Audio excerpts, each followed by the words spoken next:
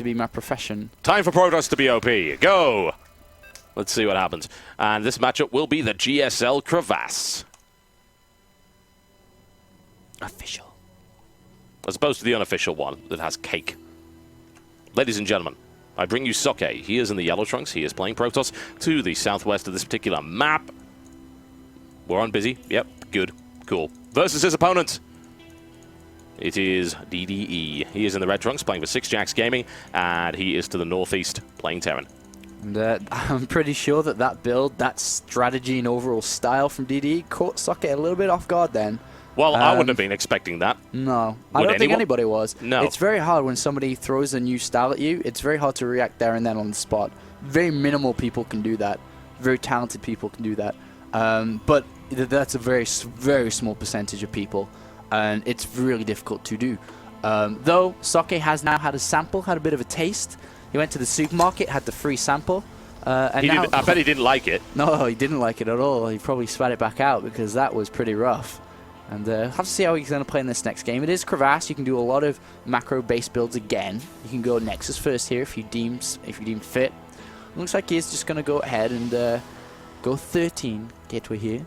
And over in the other hand, DDE, is he going to take the gas? Well, we'll find out. If he does not take the gas, that will be indicative of a very fast gasless expand. He could have taken the gas. He might be waiting for 14 just for the sake of macro, but I don't think so. Nope, no gas for you.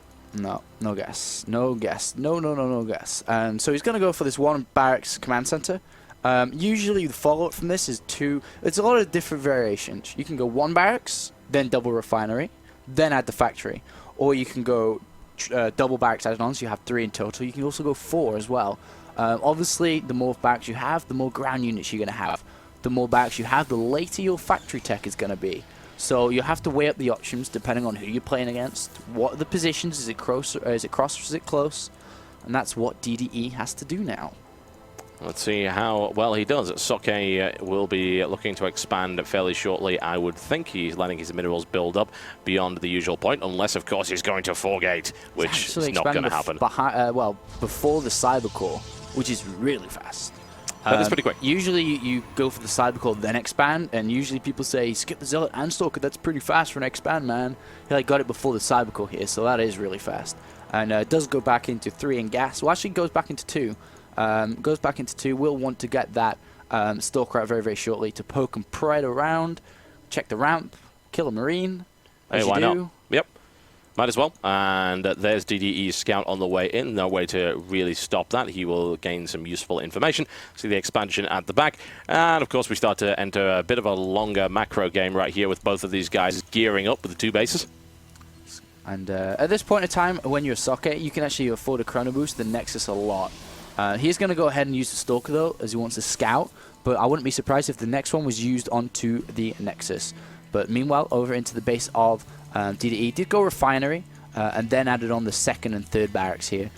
Whenever he decides he wants to go factory, he'll add on the 2nd refinery. So until that point, he's not going to go. He's going to stay down. And there goes the 4th barracks now. So it is going to be quite ground heavy. And I'm not a big fan of it on here. But the thing is that makes it work well is these rocks. Once the, well, not rocks, but the debris. Yep. Once the debris goes, it opens a very large choke point, which means it's a lot harder to force field. Very true, very true. And there we go, there's the quick transfer of probes there by Socke. This to the back, and currently he does have a worker lead, which is to be expected at this stage before we start pumping out from both of these. And of course the mules do come into play there. We've got the robotics facility coming up right now for Socke as well. Still only on a single gateway. Grabs the rich Vespene Geyser, always a nice thing to have. It is delicious. It's much, much better than the normal Vespene Geyser. It's premium Vespene Geyser. Premium. And I think he's going to use that premium gas to actually go ahead for a robotics bay kind of fast here. Probably wants to go for an observer first, and then after that add it on. Because he still doesn't really know what's going on, to be honest. Stalker's just going to sit there. Did poke up, see a couple of Marines, but doesn't really tell you much. There's the scan again. And sees just 2 gateways added on, so nothing yet. There is no robotics break. He doesn't have the gas. He may decide to add it on very, very shortly here. With that rich Vespene, guys, he's going to be very gas intensive. And as he hits 200 now, is he going to throw it down? There comes the probe. It's going to be more gateways. Yes, And Twilight Council. Yay! We've got gateway units coming in. That's always good. Blink Stalker or Charging Zealot? That's the question. Yeah, I think it's going to be Charging Zealot. It's the safest option, to be honest. You kind of want to get Blink Stalkers if you want to be ultra aggressive or you want to defend a lot. And defending against drops, that is, not against ground units. If you have a direct face-on attack, which is what we're looking at here, the Zealot Charge is always going to be the better option here. And this attack coming out is going to be pretty nasty. He does have a single, and I'm going to double check. He has, okay, 2 sentries, I'm going to say. 2 sentries. They do have 3 force fields between them, which will prolong it, but not for long. Yeah, Stimpack is on the way, and it is a little bit early to go out, even considering the large rush distance across here. He's not going to have Stim when this attack hits, unless, of course, he decides to delay it, which gives Socke time to warp in another round of units and to start. Chronobusting is actually going Blink as opposed to Zealot Charge right here. Yeah, you can see all the heavy Marines. You know, going Zealot Charge is not that good against it. No. Wow, Seer Observer. Here comes the Disruptible Debris. As soon as that goes down, Stim will be done. Yeah. And that's why he has to go Stalker Heavy right now, because of all those Marines. Well, here we go. Will this do the damage? And it very well might. This is quite a dangerous little concoction that DDE has come up with right here. Lots of Marines, already 21 on the field. A few more streaming across. Reinforcement distance here is unpleasant, to say the least. Spreading his units out so that he can't be caught out by some kind of tricky little counterattack with those force fields. And he doesn't need to run in here, to be honest, because he's just going to try and keep Socke in the base while expanding. So he's got a third base up. The thing is, Socke has the Observer and then does see the third command center, so he knows what's going on here. Decides to throw down the Robotics Bay and also now an extra Gateway or 2. And I think he's going to play probably a little bit. He can poke out, I think, actually. Thinking about it, I said he can play safe. He's got more than enough to poke out to go kill this stuff down there now. Yeah, especially with Blink Stalkers. Assuming that his micro is good with the Blink Stalkers, he'll be absolutely fine. Not really too worried about that one little bit. And of course, it is Socke, so hardly worried. I should also point out, by the way, there is no concussive shell, which means that that one Marauder is not as useful as you might think, and it's not even able to grab any of those Stalkers. So force fields go down, not really catch anything with it, and DDE forced back to his base for the moment. Yeah, and Socke can go expand himself now. Now he's kind of pushed DDE out. He's going to keep up with the Thermal Lance Chrono Boost and also the Colossus Chrono Boost. The kind of priority for Chrono Boost is going to be in those 2 structures. He also needs to think about upgrades, so he should be throwing down a Forge pretty soon here, because he will start to fall behind, and that is pretty bad.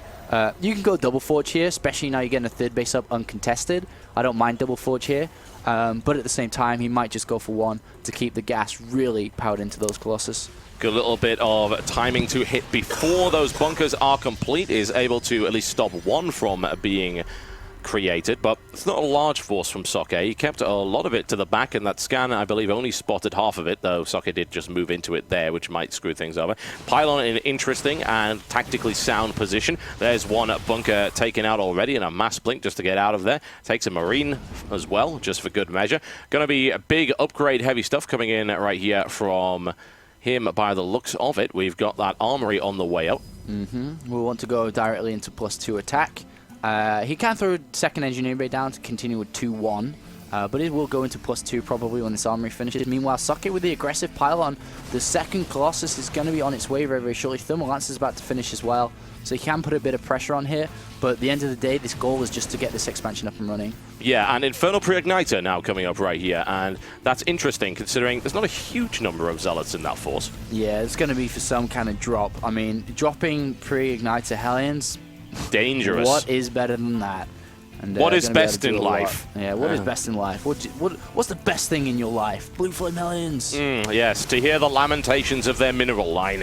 It's as simple as that. There we go, Stalker. We'll have to defend that Colossus from the horrible, horrible, evil men down there. But there we go. Colossus gets a good flanking shot on that. And now working on the bunker, which will fall apart. There's nothing to repair that. Force field placement. Oh, did you see that? Pushing all of those Marines into a nice little pile to be incinerated.